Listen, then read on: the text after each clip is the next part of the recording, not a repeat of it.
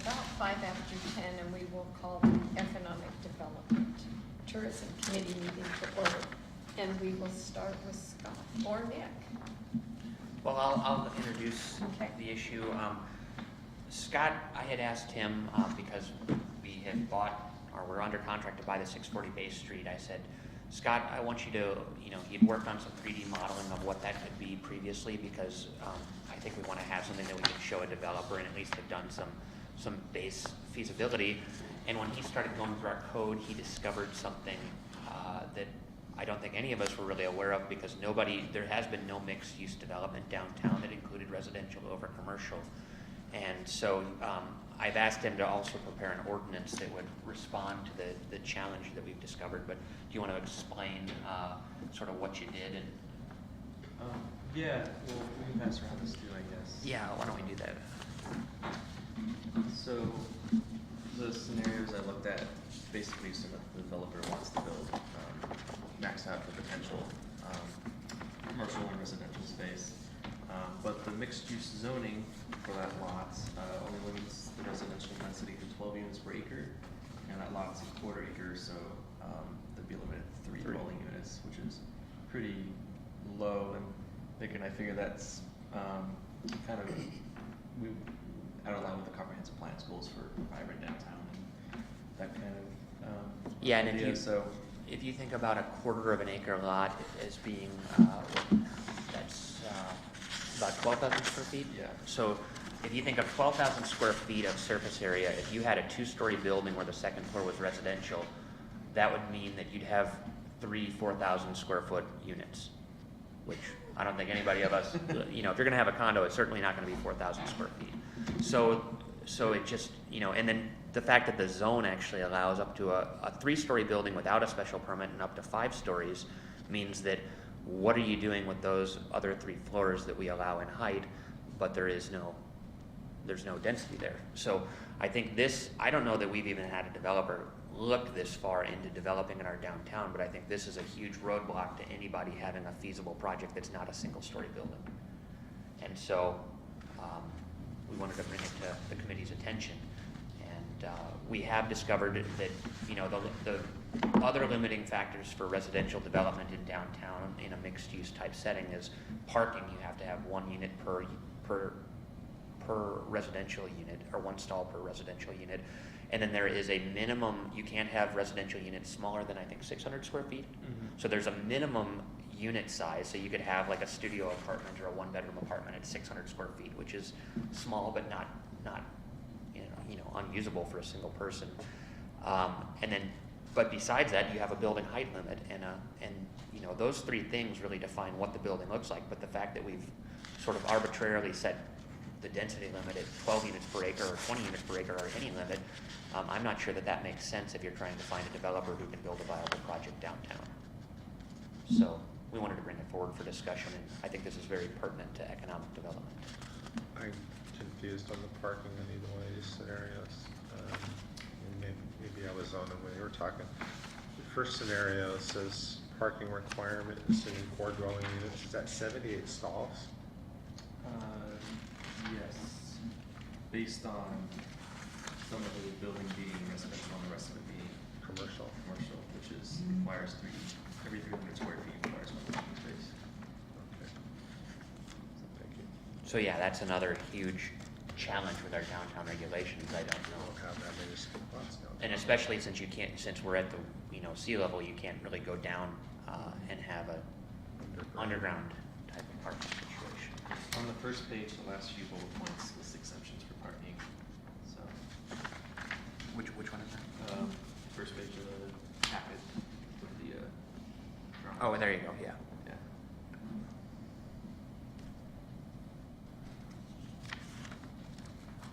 So anyway, I suppose my recommendation would be, I think that the market, if you set height limits of what shape building you want for your city, if we decided that we want 3-story buildings downtown, how a developer chooses to configure the inside of those buildings and with what uses, really our only concern beyond that is parking. I don't know that we need to get involved in managing the actual number of units as much or maybe you want to set it at something that assumes a 600 square foot unit is the minimum, and go from there. But anyway, I can tell you exactly where the 600 square foot unit came in, and that was when we were creating the DOD. The intent is that above the second floor would probably be residential. And at that time, in order to finance anything, it had, at a residential level, it had to be 600 square feet, and that's where that number came from. No, and I don't know if that's applicable anymore or not. I don't necessarily have a problem with that. I don't know that it's too large, but I am wondering about the R12, because if you're talking about that amount of buildable area and they could build 600 square foot, they could build a lot more with a higher density. yeah, well, that's absolutely true. And if you consider a 12,000 square foot on a lot, and if you had a whole floor that was residential, is that 20? Yeah, it's 20 almost like units? 20. That's 20 units per floor, Less than that though, because you're gonna have because you're gonna hallways. have parking and hallways, yeah. And all that stuff. So, but But yeah, more so you're than still, three. you're More still than probably three, yeah. more than 20 units per acre, which is our maximum density anywhere right now. Well, don't we have that one exception for things that came over from the county where we let them go up to 30? No, we've talked about creating that, but we haven't Oh, gotten we there haven't yet. done that yet. Yeah. Okay, we're just talking about that.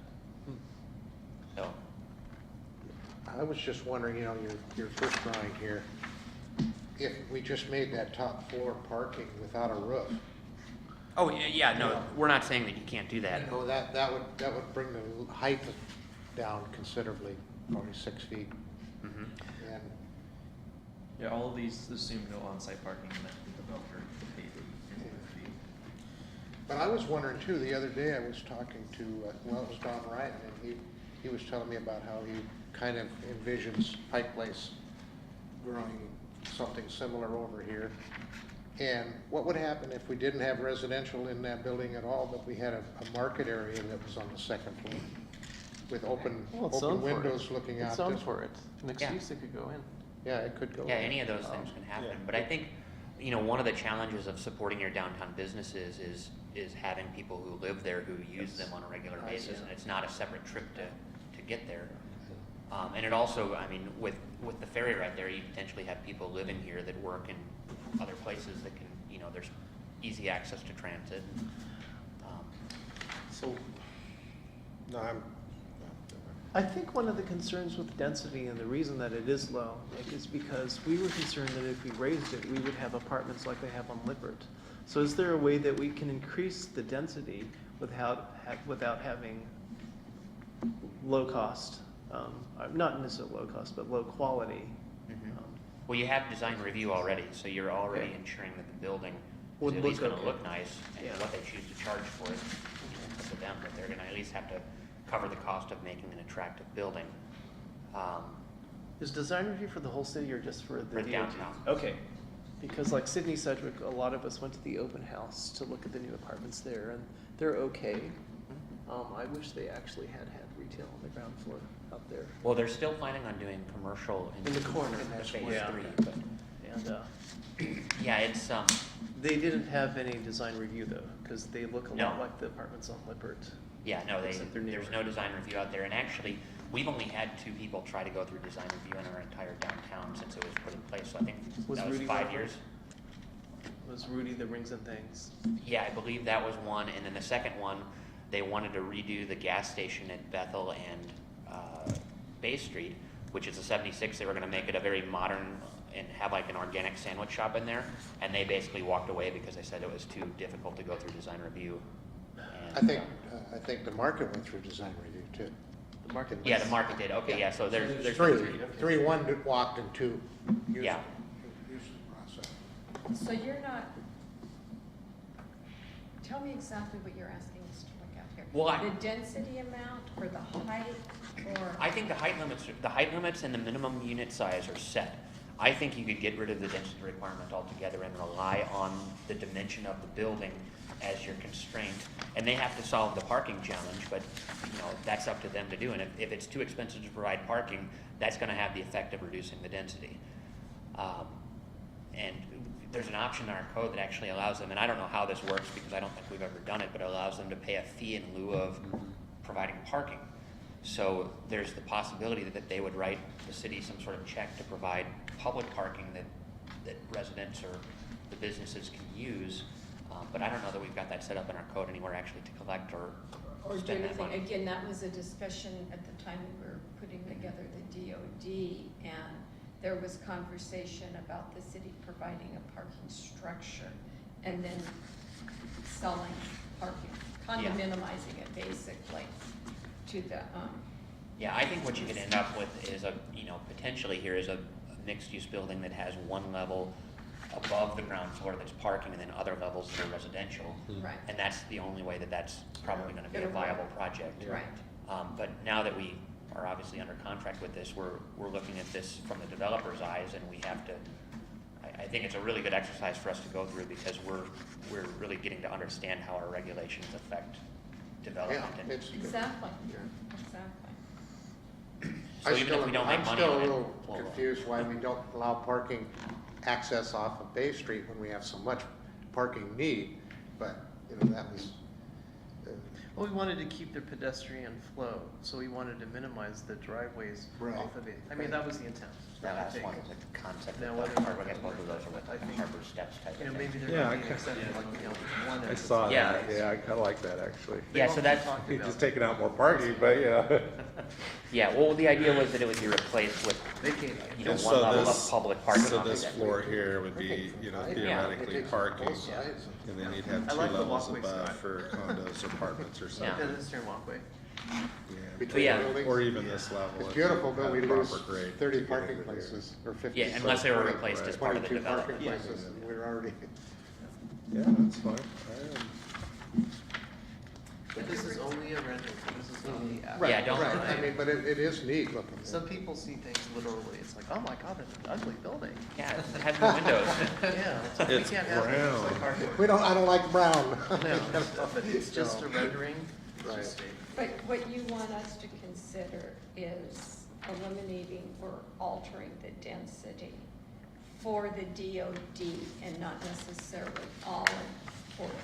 Yeah, I think for the DOD, well, the mixed use zone, which is only in the DOD right now. As far as, No, Sydney Sedgwick is mixed use. I might have an older map, but there's a couple like single parcels that are okay, yeah. used elsewhere. Yeah, well, I would have to double check that. It may be an instance where you create a mixed use one and a mixed use But two. it was mixed use zone. Yeah, you may have to go mixed use one or mixed use two, or have a separate thing in the DOD that says that the density requirement of this section does not apply within the downtown, the central DOD, or maybe all of the DOD. And if we did something other than make it unlimited, but made it 20, which is currently our highest, what does Yeah. that do? I mean, it certainly makes things better. I think that, a 12,000 square foot lot, let's say that you have 9,000 square feet of units per floor, and what's 20 units per acre? I need a calculator. I think you're probably looking more at 30 is what's gonna really give you the most development potential for what the building envelope will allow. That would be my guess is where it would come out, but we would have to do some more analysis. I would support increasing density with the conditions that you've talked about where it goes under design review. I don't know that we have to specify a number if it has to be 30 or, unlimited sounds bad too, but I could see relaxing. Well, you have unlimited, but we're not changing the. You're not changing the height minimum. limit. We're not changing the height, and we're not changing the minimum square footage of 600. Yeah. Yeah. Or the parking. Or the parking Or the requirement. Yeah, parking so it's like, So we, big math. we've been hearing from the young demographics, at least in transit, where a lot of them aren't buying cars. Yeah. They wanna be near Yeah. walking distance to everything. This potential site, as far as access to the ferries, access to the bus lines, access to shopping in downtown, would be very suitable for that type of a demographic. I don't think parking issue, it's up to the developer, but I don't think we should try to solve the parking issue. Yeah. Just answer the density, and I'd say the more the merrier. Crime Well, and and that's what a lot of cities are doing, is just going to purely a form-based code, and Seattle is even, King County Metro actually did a study called, it was like the right size parking study, where they actually went out and did counts of every apartment in the area and looked spatially what parking utilization was for different areas of the county. And so that was so that they could reduce parking standards in areas where people weren't owning cars and parking overnight. And so you've got a lot of areas where there aren't parking requirements because they're assuming that nobody that's living in this particular location wants to have a parking spot. Well, and without the heavy demand of providing for those many stalls, the project becomes more affordable, which Yeah, it's like means $40,000 a piece. when, you know, it becomes more affordable, then the unit becomes more affordable, which is also directing towards that demographic that doesn't really want a car anyways, they'd rather have affordability. So I, you know, I like it. A couple other small things in the table that's attached to the draft ordinances. I don't know if I remember this by Nick, but I just considered adjusting some of these setbacks and just adding language to those, since it's not very clear maximum and minimum what they are. Like the setback from the street right away, for example, it's already, the existing buildings already are pretty much 0 lot lines, so I don't know if that's something we could. Yeah, I don't think you'd want a 10-foot setback on the front of a building downtown because it would be inconsistent with everything else that's down there. And then site coverage, I wasn't sure, maybe we could leave it as is. Remember the talk about an amenity, or you might not. That was one of the things for the downtown overlay district, that if they gave an amenity like a fountain or a setback for public Yeah. space. Yeah, then That they was could- how they got extra height, that's how they got to Okay. go up to the Great. 55 feet. Okay, That's the red okay. thing in the drawings. Plaza. But I think the 0 lot, or the 0 setback would make sense. So what's the next move with this work study? Yeah, I think it would have to go to work study to move forward. But I do believe that because we are actively engaged in purchasing that particular property, we need some of these things cleared up when we go to market that property. Yeah. And I would say, you know, this isn't urgent because until cleanup is done and whatnot, but, you know, I think this is something that helps us and helps other property owners downtown that, you know, may want to see some development occur. Is there language that you can put over the graphic, like a watermark to say rendering only? Oh, sure. In whatever standard language, just to remind people, because if it's taken out of context and certain people see a graphic, they'll Yeah, say, this "Oh is my God, just that's a like draft, so. Yeah, um, just to remind them that if they take a graphic, it'll say We can collect rendering all of only. these and send out a draft version and buy it, you know. But the bullet point information is important. Yeah, we'll get it out to you and just put a watermark on it.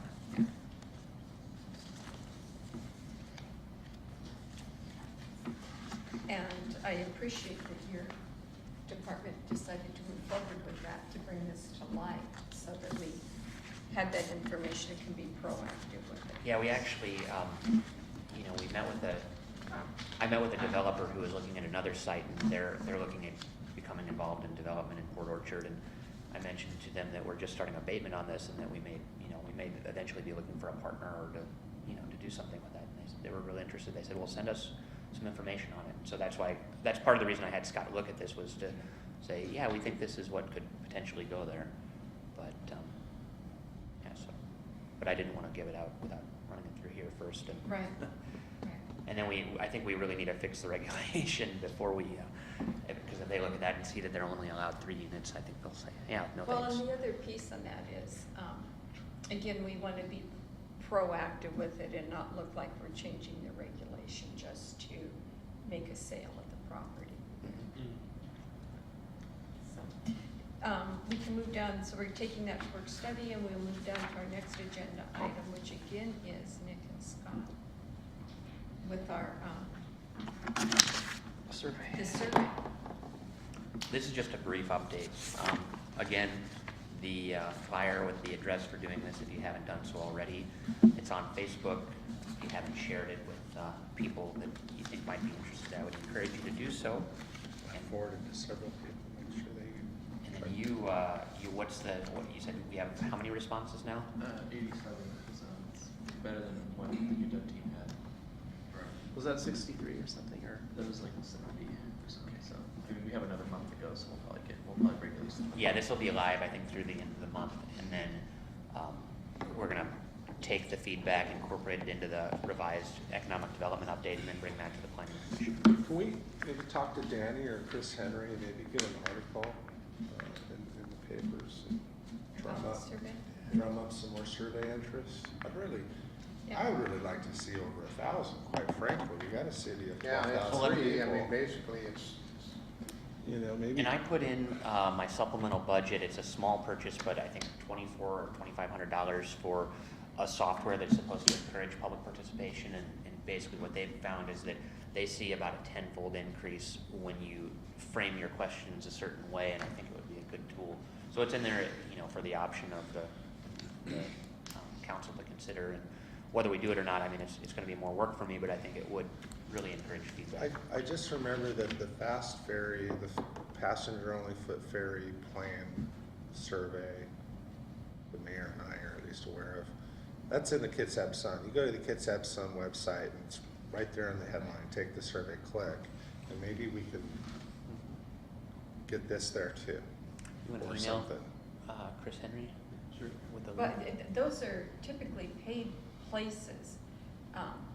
So even if we had it in the Port Orchard Independent, I don't know if they do any amount Well, of public service. Since they're things. an official paper, they should do it for free. well, no, they don't. I have an They have- advertising budget if it They doesn't have a cost too tag much. board that you can put announcement on. On the Independent? Yeah, Okay. and we can maybe put this on there or something similar. Let's talk to them. And I think that's free, but I don't know how much more we can for free. How much? Well, it's too bad we can't do like a postcard. Well, you can, but it's very. You can't click expensive. on a postcard. Yeah. No, but it would still let people know where to go and to look for it. It's just Yeah. another way to Right, get then their you're attention. asking them to take action. It's much easier if it's In front of them. in Oh, front yeah, of them. yeah. Our Facebook page has the link to this. Yes, it Yeah, does. I thought so. We have, what, 500 now followers on Facebook? Yep, close to 600, yeah. Good, That's good. great. I think the county, last time I looked at it, they were like 1,200 or something, so. For some reason, I have to check that. I don't think I'm getting. We should have, we 553. should remind them on our Facebook then, there's be 500 more people that are likely to, Yeah, we need to start working on, for the next 30 days. I'll print up some of these and give them out. I'm gonna have Yeah, it was posted on August 26th on the city's page. Do we have 4 other ones that you can cut into 4 little flyers? four of these. and- Yeah, so we can print them Let's for you. do to- some of those, because I'll hand them out to everything I go to then, and it's a lot cheaper than one full page one. Yeah. But I personally feel that this update of our comprehensive plan is critical. I think it's very important. And I think we need to do it right. Get as much input as we can. So thank you. The next item is our LPAC request. And we should have had 3 LPAC requests. We have 4. We have 4. Oh, you want me to tell you all Yeah, of go, the yeah, 4? let's tell you, just give them an update because no action is taken. So we had 4 requests out of this committee. It was the media kit development and distribution. It was the 125th anniversary of the city, some sort of promoting, advertising, budget materials, giveaways. And then Foot Ferry, additional hours for Friday and Saturday and Sunday. And then the 4th one was Chimes and Lights. Oh, okay, I didn't realize Chimes and Lights came in. It did not, but I was requested by the Chimes and Lights chair to submit an application. Okay. So, And do you remember the dollar amounts? Yes. Media Kit was 5, 125th anniversary was 3, Foot Ferry was 11.5, and Chimes and Light was 15. All thousands. I'm sorry, 5.3 what? I'm sorry, Media Kit was 5,000. Uh-huh. The anniversary was 3,000. Okay.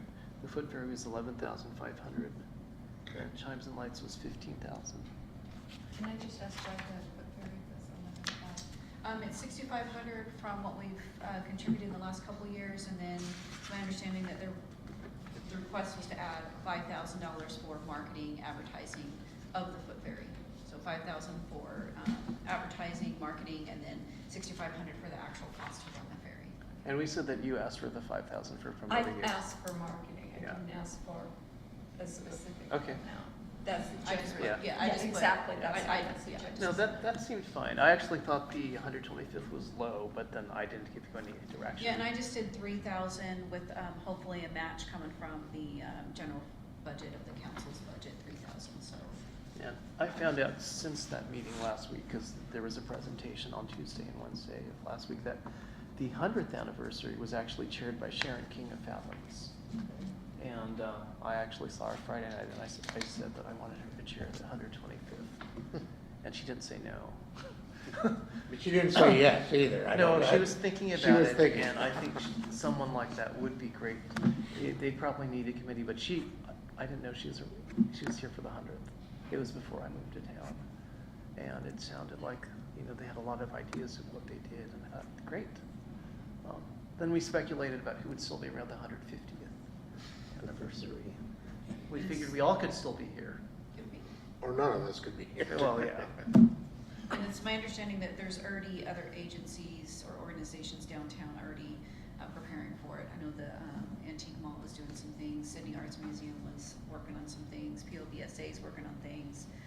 It was suggested through the committee as well that maybe there should be a committee made of a city member as well as other agencies, and maybe it shouldn't solely be on the city planning it, preparing it, that type of thing. So it should be some sort of subcommittee doing it, so. The other thing that, I went to just a portion of the Wednesday's LTAC meeting, and it was the media kit presentation that I attended. And I was disappointed with the attendance of the committee. There was only one hotelier there.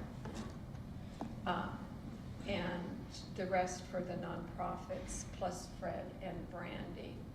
And I know the RCW or the LTAC recommendations is that there's a nonprofit for every hotelier. And there was only one hotelier in attendance that night. So my hope is that before any decisions are made, that all the hoteliers are there, or that we do have an equal number of hoteliers and nonprofits. I know one of the bed and breakfasts, she had a family emergency that she had to take care of. So it's my understanding she did pick up her package. She will be here this week for the deliberations and discussions. The other two, I'm not quite sure. The big two hotels, I asked that they give us input. They may not be able to make the meeting, but we want their input because they provide the lion's share of the revenue. And in the past, they didn't want to participate because, and I said, well, we need your input. Yeah, because Yeah, it I didn't- think last year, one of them did participate Chan was able to via attend. email, so, and that's what we're doing as well. And the meetings, the last three meetings of LTAC have all been recorded and are on our website. So I know that you've been working with the hoteliers. And I called encouraging Days them and the to- Comfort Inn to ask them, to give us their input by Wednesday. And I'll call again. So is this for next year's budget or for this year? 2015. 2015. And what's the anticipated amount we're gonna have? There's- 60,000. Yeah, there's Well, plus 76,000 43. projected revenue Okay. that's gonna be coming in. And then there is a projection of approximately 43,000 that's gonna be in the cash carryover, so. 119. So about 120, Yeah. and we only have a 34.5 ask? No, that's just from That's the just- city. just from the city. Oh, okay. Yeah, we haven't Yeah, received yeah, 12 all the other hours. nonprofits When, went. when are the other asks gonna come in? Oh, it's, They've Oh, they've already been in, There's yeah. 12 of them. And how much did that total? They asked about 130 or so. Okay. Yeah, Yeah. 130, 140, yeah. Which wasn't, usually it's double of whatever we have. We had a couple So- applicants that normally applied, didn't. So, no, it's. Did that include Visit Kids Out? Yes, yeah, The they asked for 12,000, 12,000. Oh, they did? Yes. Even though they asked us to directly fund it? and Yes. Put them Yeah. under contract? And the reason why, the thought process on that is because there's a deadline to submit that application. And if they're not part of that application process, they will not get funding 2015 out of LTAC. So they didn't want to do They wanna one hedge and their then bets. the other one falls Yeah. through. So, They may not get full funding from the committee.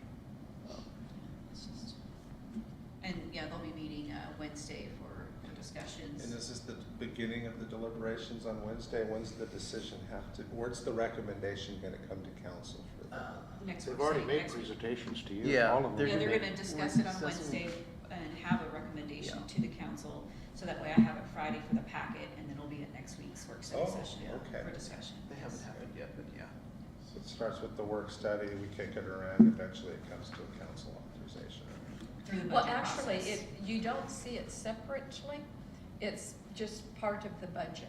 When you vote on the budget, you vote Well, for we- the. The we last see 2 it years, first. we've done it that way, Yeah. yeah. Historically, they've just gone through a whole independent process for the last Coming couple of back to years. me, it was one of the first things that year, I just hit my 1-year anniversary, so I'm Yeah. like, oh, I remember this, all right. Yeah, Yeah, it's fun. Me too.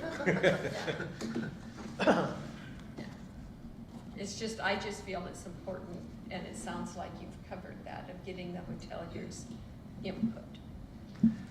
I also brought the applications to the Comfort Inn the Days, and I just dropped them off.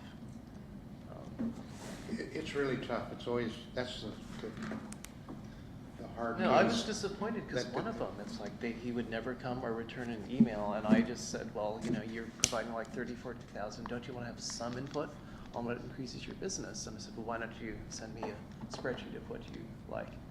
And this was the Days Inn. And the thing is, he doesn't live in the city, and he works the long hours as the desk clerk, and the last thing he wants to do is, Additional things. yeah. But I wanted them to give us input, because I thought, you know, we have to know what you guys are thinking.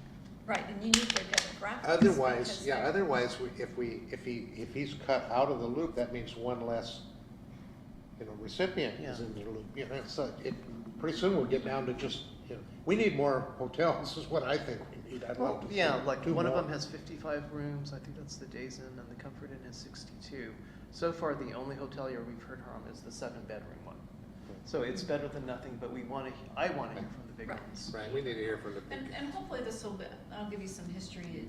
And I know when I started staffing LTAC, you know, we did have a good participant of the hoteliers come in. And as a side note, legislators did make some changes this last session that's gonna be effective for 2015 for these funds to hopefully accommodate that. And the hoteliers, in the last probably 4 or 5 years, don't want to participate. And from the comments that I have received from them in those meetings, because they don't feel that committee, the committee's recommendation is, what do you call it, supported by the council. They felt that the committee went through and vetted this process, and by the time it went to council, or when it went to council, council deliberated and redid the whole numbers, and they felt, what's the point of them standing in the committee, making the recommendation, doing the homework, and then it gets to council, and council guts it, the whole thing. And they said that they don't feel that their input is valuable, and it's, I mean, almost the exact words, it's a waste of their time to come and sit through this process and the council not take it into consideration. So that's the reason I've heard that from 2 hoteliers specifically at the meetings. And since then, one hotelier refuses to be part, they just declined the invitation to be part of the LTAC committee. And then the other 2, with Chang's help in the last couple of years, to say, hey, okay, you don't want to participate in person, how about via email, we'll send you all this electronically. So we're trying to engage them, and hopefully with this new process, with the legislators that they've changed, that it'll make an impact and they will know that their voice is heard. Well, yes, yeah, our options are actually limited in a Yeah. sense, like we either approve it or we don't approve Yeah. it. We can't just say, oh no, we want to. What was last year though? Well, It was a vote, yes Yes or approve no. it or no. right. We had discussion on, We That had was a for gray the we area had last discussion year. on things about, We and rejected then you it. took those suggested items back, they readjusted it, and then it was a vote yes. That was for the carryover part of it, that wasn't for the main process that we're doing now. Okay. And, We've gotten better as a council. right, and I think did go it's back gonna and move check, forward. and this was a specific request from, which was his ultimate decision as to why he didn't join the following year. But one of his requests was, in the last, I can't remember how many years, 5 years, 6 years, what was the committee's recommendation, and what was the ultimate adoption recommendation? And they were all changed. And so just for, hopefully, like I said, the work that Fred has done, the last 2 years, the committee recommendation has been adopted by the council in full with no change.